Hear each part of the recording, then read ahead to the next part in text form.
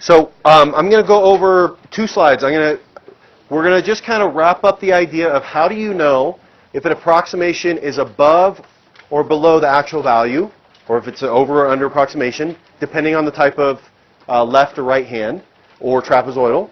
And then I got just one simple practice problem for you, hopefully, and then we're going to do another FRQ. We're going to start getting more and more into more FRQs because we are approaching that time. Okay, trapezoidal approximations. So, and left hand and right hand approximations. Let's see if you guys can do this without writing all this stuff down. If I'm talking about a left hand or a right hand approximation, how do I know whether the estimation is an over approximation or an under approximation? Direction. If the function is increasing or decreasing, that determines whether a left or right hand approximation will be over or under. Try and visualize that in your brain without doing anything. If you have to graph it, that's fine. But I would rather you be able to come up with a reason why instead of just memorizing a sequence. If it's an increasing function, it's in a left-hand Riemann sum, then it must be whatever.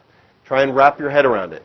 If the function's increasing and you have a left-hand Riemann sum, where will all the rectangles end up? Under the actual curve, right?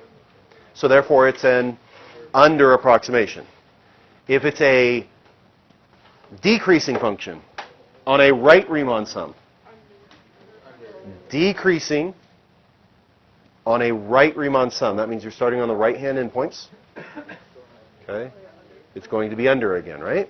So the point is, and we're going to write it all down, but I want to make sure you guys can do that without just resorting back to memorization. So for left and right hand approximations, we determine whether it's over or under based on its direction, increasing or decreasing. Okay? With trapezoidal approximations, has nothing to do with whether the function is increasing or decreasing. It's totally based on concavity. Right? Can you visualize that? Okay. Let's say the function is concave up. I'll give you pictures in a minute. If the function is concave up, and I go to draw a trapezoid, how do I draw the trapezoid? I got the vertical lines, that's fine, but I'm just going to connect the 2 ends with a line, like a secant line, right? So where is that secant line? It's above the curve, so that the area of that trapezoid will be greater than the area of the curve. So in general, concave up, trapezoidal approximations are over approximation, okay? Let's write it down. Now let's look at it visually, I guess. In a left-hand Riemann sum, if the function is increasing, that means we're looking at the first one. Over, under? Under approximation? Okay. Because you can see the rectangle is being formed by the left point, which is lower than the right point. Is okay with that? Okay. For a decreasing function, a left-hand Riemann sum would be what? Decreasing function. The left-hand Riemann sum is using which point? The left. Is that left point above or below the curve? Above. So we're going to end up with an over approximation. You guys okay with that? Right Riemann sums. Right hand. On an increasing function. So we're looking at the first one. A right Riemann sum. Are we using the lower value or the upper value to find the upper? So because we're starting from the right and going to the left. So you can see that the rectangle is an over approximation. Is it okay with this? Okay. And then a decreasing function. A right Riemann sum would be under. Okay. All right. So here's what I would rather you memorize and then know how to develop from there. Just know that left and right hand Riemann sums are determined by direction. And then you hopefully can figure out what type of approximation off of that. Okay? Trapezoidal sums are based on concavity. You know those 2 things and you should be able to figure it out from there. Okay? So trapezoidal approximations, if the function is concave up, which one are we looking at then? What? The right one. Thought I heard left. The second one. So if the function is concave up, we're going to connect the dots of the endpoints, and we see that the trapezoid is what? It's too big, so it's an over approximation, right? And then concave down, that'd be the first one. Connect those dots, we can see the trapezoid is actually under the approximation. Are you guys okay with this? What happens if the curve is below the x-axis? Do these rules still apply? Why? So let's say we're looking at a basic curve. Let's say it's like this. Function is what? Decreasing, concave down. So according to that, yeah, every integral is bound to the x-axis.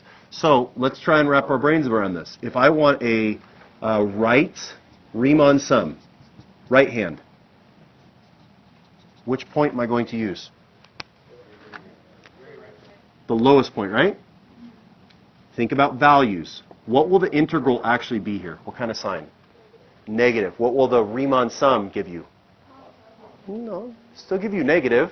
Because when you're finding the area of the rectangle, the area, I put that in quotes, the width is positive, but the length is negative. So it's still going to be negative. Okay. So the function is decreasing. A right Riemann sum is bigger or smaller than the actual value. Give me a potential value for the right Riemann sum. Can't be 5 or 14, it's below. So let's say the right Riemann sum, we can visualize it's going to be negative. Let's say it's negative 14, just theoretically. Okay? What would you say the integral is then from A to B? Where this is A and this is B. What's a reasonable value for that?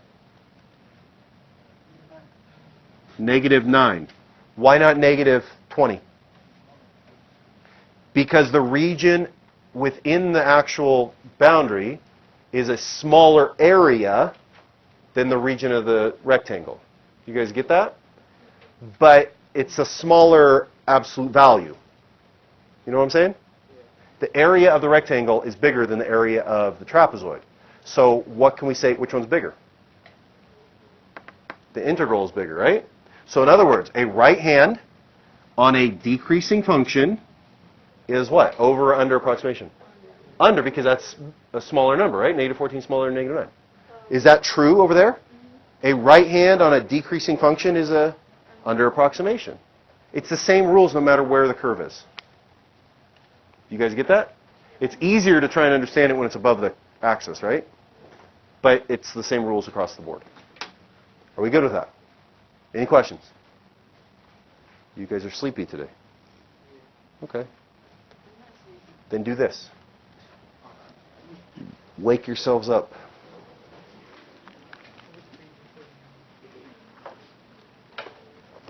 On this problem, I want you to figure out, first of all, whether each option is going to be an over or an under approximate, or what kind of approximate, and then what kind of value it will be so you can determine which one of these holds the greatest value.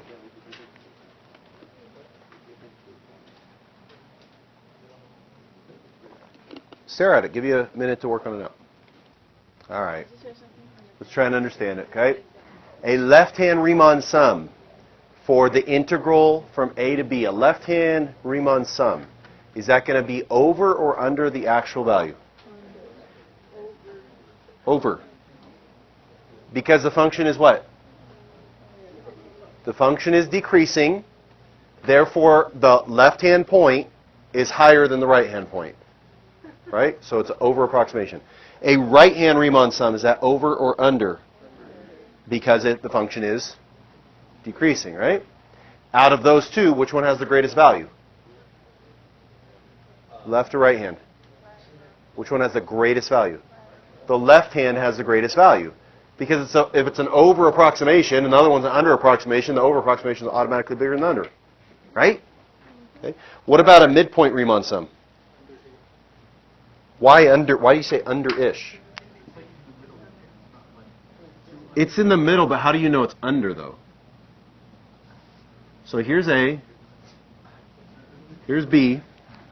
If I'm going to cut this and make rectangles out of it, that's fine. There's our endpoints. How do I determine my height? Kind of the average. Not really, though. You got to find where? The midpoint. So the midpoint of A and B is, let's say, right there. something like that. We go down and we determine the height based on that point. So our rectangle looks like this. Does that make sense? Yes? No? So is that over or under approximation? My graph is not going to be perfect, so it's going to be hard to tell. I would say I don't know. But here's what you do know. Which one is greatest out of those three? The left hand. Which one's the least? The right, because this one is kind of close. It's compensating a little bit, right? It's not going to be exact, but you get the idea. What about trapezoidal? Is it over or under? How? Why do you know? The function is concave up, so when I go to connect the endpoints, the trapezoid, the area of the trapezoid is smaller than the area bounded, right? But the line is above, so that means the negative value is a smaller negative value, right? So it's an over approximation. Does that make sense? Oh, yeah, yeah. So it's an over approximation. So now we have two over approximations. Which one is bigger? The left hand, because the left hand is this guy right here. Okay, that's way above than that diagonal. What about the integral from a to b of f(x) dx? What do you know about that approximation, if you want to call it that? It's exact. It is what it is, right? That's the exact value. Okay? So again, which one's the greatest? The left hand still. What about the integral from b to a?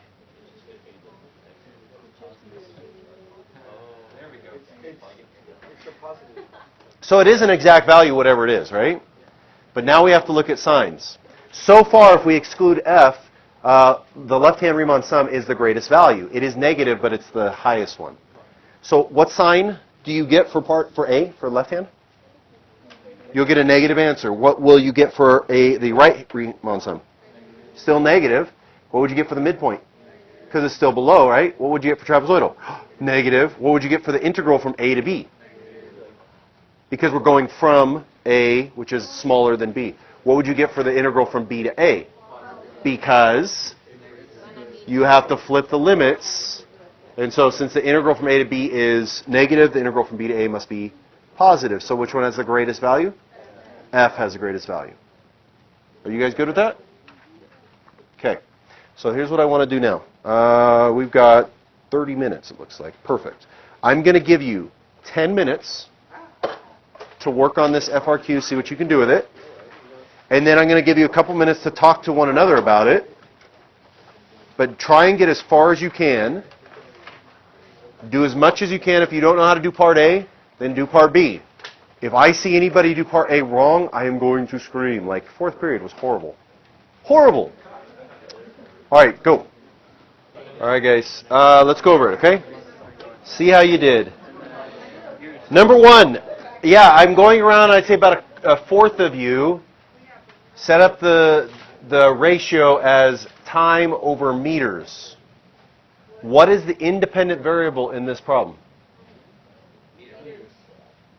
The independent variable is time. Okay? So, part A, we are looking for what? The acceleration? I gave you velocity. How do you go from velocity to acceleration? But we can't take the derivative because it's a table, so what do we have to do? Slope. So we're going to say acceleration at what? 36 is approximately 7 minus negative 4 over 40 minus 32. So it'd be 11 over 8. And the units on that? Meters per second squared. A lot of you had 8 over 11. Okay. I will go over point values after B because the point values on A are related to point B. So, or part B. What does it say? Using the correct units, explain the meaning of the integral from 20 to 40 of v of t dt. You had a problem like this on your last quiz, right? We didn't go over a lot of interpreting things, but you can be guaranteed that on the AP exam there's always interpretation. And if you came into tutoring yesterday, I said that you had to make sure you have what when you're interpreting? 3 things. What it is, what's the interpretation, the units, and then the time interval is 99% of the time what you have to compare. Because is the answer to part B happening over the entire scope of time? No, it's only happening from where to where? 20 to 40. So you have to make sure that is clear. Because otherwise you're overgeneralizing what's happening. So first of all, let's look at the units. The units on velocity is meters per second. So if I take the integral, that's like taking the, what? Antiderivative. So what's the units on that? Meters. Okay? That might help you interpret what's happening. What am I finding for the integral from 20 to 40 of velocity? The total, well, you got to be careful on that one. It's not the total meters traveled. Here's why. Here's why. If I head, it says velocity is positive. If I head this way and I travel 10 meters, and then I head back this way and I travel 5 meters, that's like saying find the area under the curve. Above the x-axis is 10, and then it dipped below the x-axis and you found the area and it was 5, right? What's the total distance that I traveled? 15 meters. But is that the integral? No. What's integral? Integral is the net area, right? When you find total distance, that's total area. Does that make sense? So what would be the best interpretation of this? The net distance. Okay. Give me a better way of explaining that, maybe. Let's expand on that. The what? The disposition? That's a better word than that's better than position. Because it's not position, because what do you have to know for position? Where you started, right? Okay. So displacement's a good word, okay? Displacement's the best word here, but basically displacement is if I travel 10 meters this way and I travel 5 meters back, the integral is what? No, the integral would be 5, meaning how far I am from where I started, right? How would I say that in words then? Is meters displacement integral?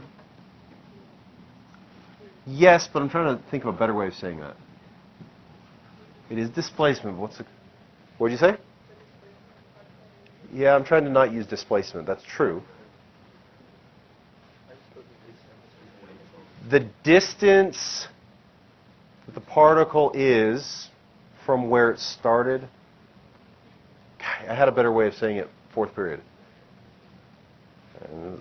Is it's displacement. What's that? It's not current position because you don't know where you started. It says where we started at t equals 0, but this is only the integral from t equals 20. So we don't know where we started at t equals 20.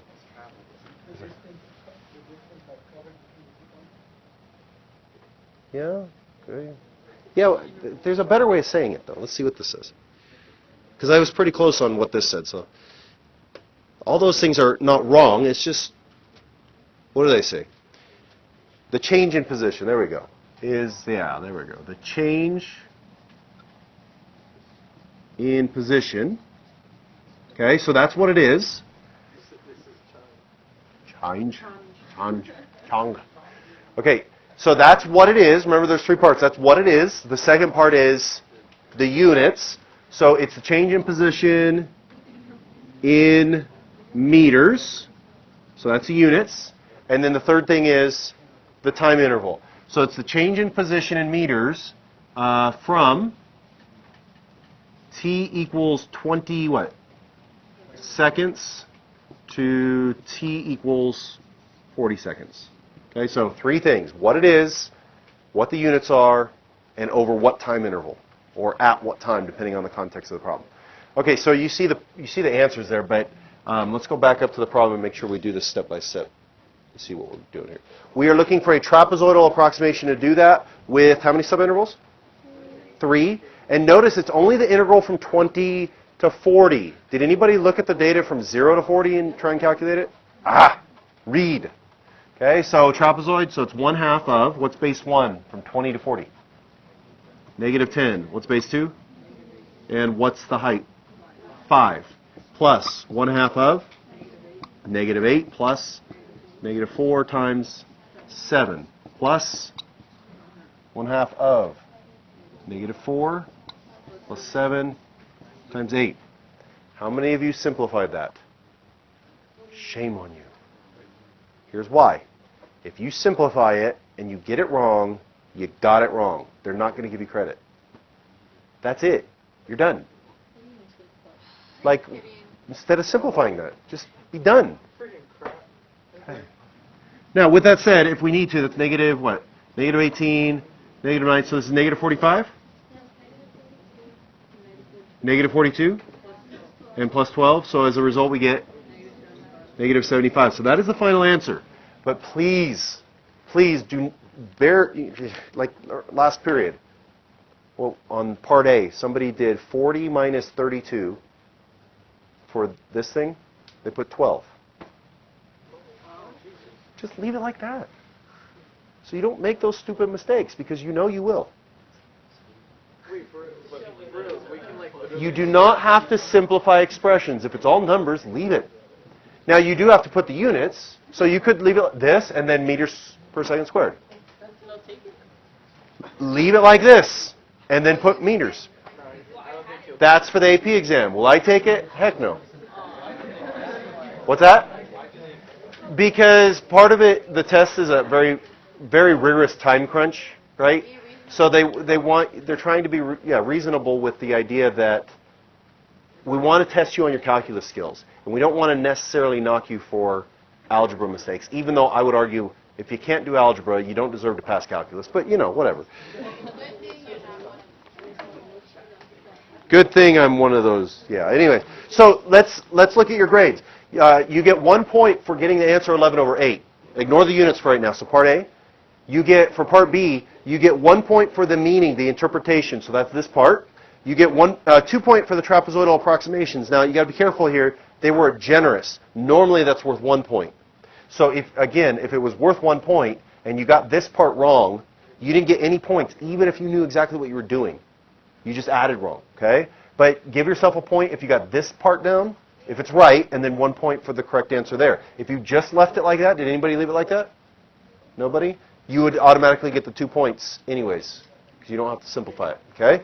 Then up here it says 1 point if you have the units in part A and part B correct. So if you got meters per second squared up here and just meters here for part B, then you get that 1 point. So A and B total are worth what? 5 points? You guys okay with that? Any questions on those two? Okay. All right. Can I get rid of this? Okay. Part C. I don't. It's just how it falls. I can't help that. All right. For 0 to 40, must the particle change directions? How do you know when the particle changes direction? When velocity changes signs. We're looking at a table, so we can't know when velocity changes signs, but we do know that it changes signs. Why? Because you look at velocity, where does it change? Yeah, from somewhere between 8 and 20, it changed from positive to negative, and somewhere between 32 and 40, it changed from negative to positive. Does that mean those are the only places that it will change? No, these are tables. So this is just like one of the problems on your final, or one of the practice problems. You remember that? Yeah. Something like that? So you would say yes? How many times? 2. At least twice. Okay. Once. What? Once when, however you want to say this, when 8 is less than t is less than 20. Yeah, so justification on that, since v of t changes signs from what? Positive to negative. And then once when, oops, what is it, 32 to 40? 32 is less than t is less than 40. Since, same thing, but just the other sign. V of t changes signs from negative to positive. Are we okay with that? Are you? Who got that? Yeah, yeah, you could say at least once there. Yeah. I got it, but you still want it. Ah. Okay, let's look at their scoring. You get 1 point for the answers, so basically 1 point for saying between 8 and 20 and 32 and 40, and then 1 point for the explanation. So basically stating the velocity change sign somewhere in there. Okay. No. Your justification, you might get the point for the justification, but not the answer. All right. Okay, last one, and I do want to get through this. This one's an interesting one. Yeah.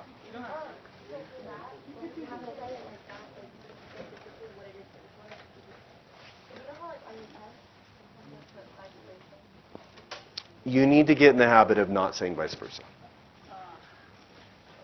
Okay. I'm not saying they won't accept it, but I do know what they will accept. So I'd rather err on the side of caution. Okay. Part D. See if we can get through this real fast. Suppose the acceleration of the particle is positive. If the acceleration is positive, interpret that. What does that mean? Velocity is increasing between 0 and 8, right? If velocity is increasing between 0 and 8, what is velocity at 0? What's velocity at 0? 3. So that means every point between there, velocity is bigger than 3. So let's assume the least velocity. What's the least velocity? 3. So how do I find the distance traveled if I know the velocity? I take the rate and I multiply it by its time. What was the time interval? From 0 to 8 is 8, right? How far did the particle move? And where did it start? No, in the problem it says the particle is at position 7 when t equals 0. So what are we going to do to find its position?